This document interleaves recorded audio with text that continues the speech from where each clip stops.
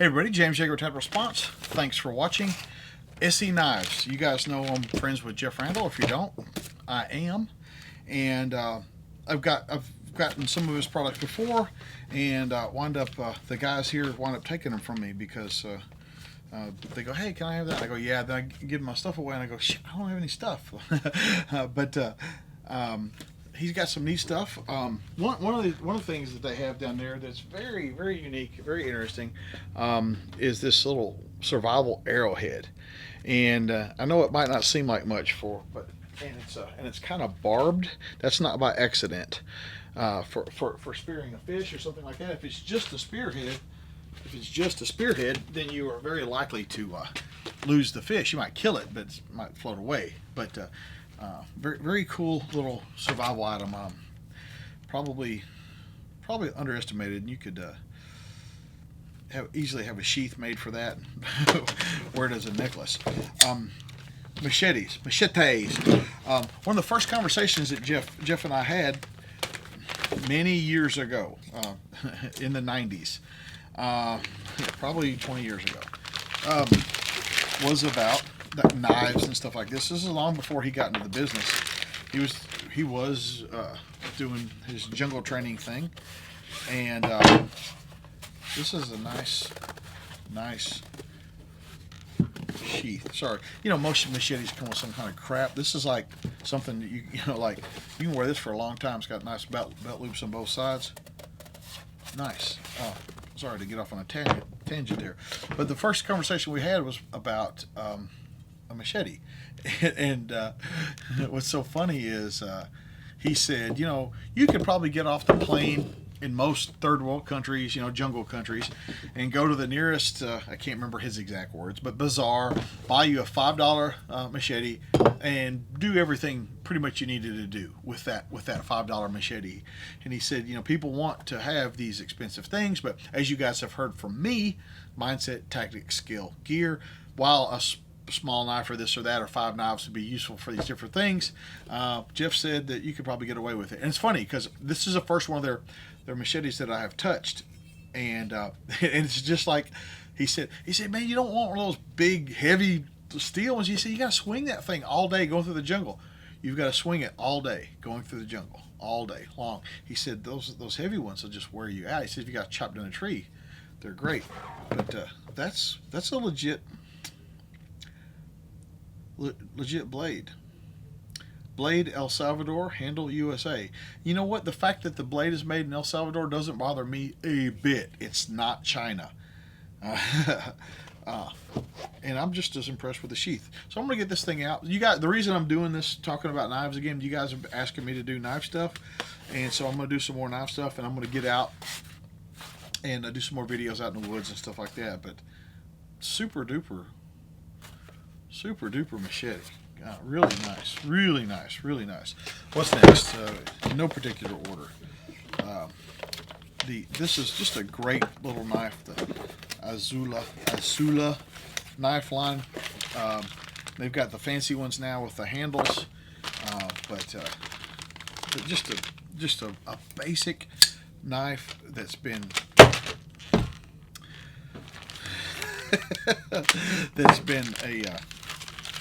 it's been a workhorse from day one in their line.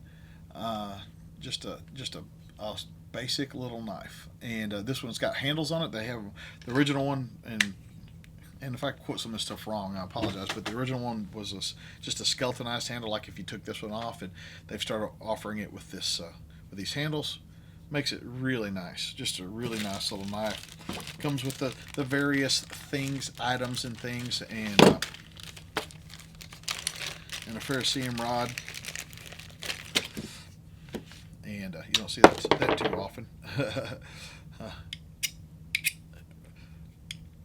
Yeah, that's for Rizzle. People shit their pants when I do that with a blade, but that's the way it works.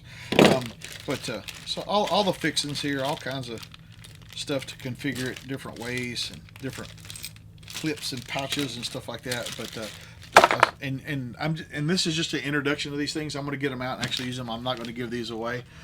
Get them out and use them, and show you guys some stuff. And Jeff has invited me down, so I think I'm going to take Caleb and go down to his place in Alabama.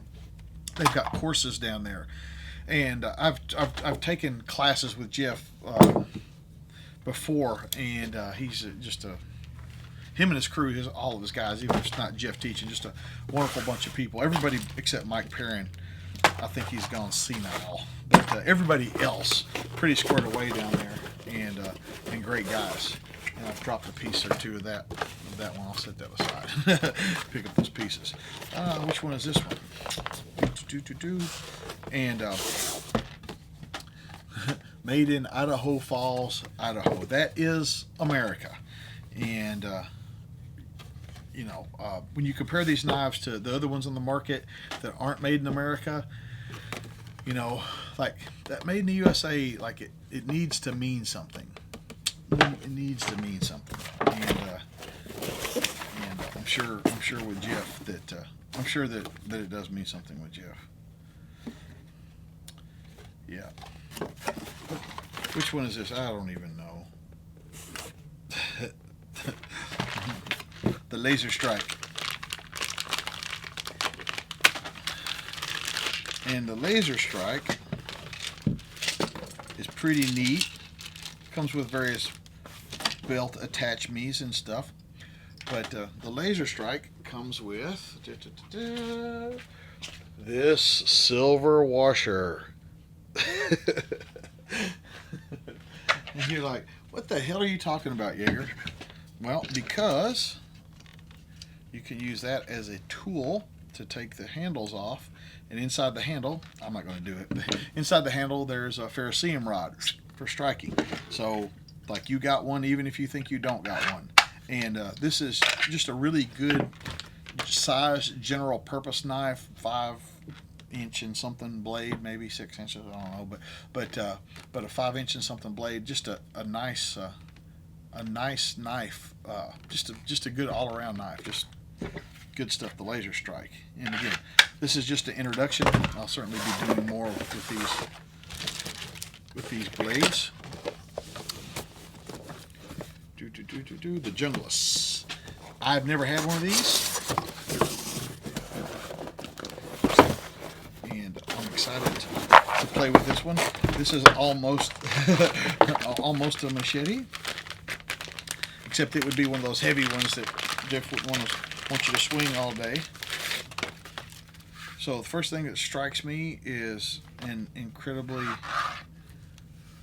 robust sheath and accompanying nylon gear that has a made in the USA flag on it.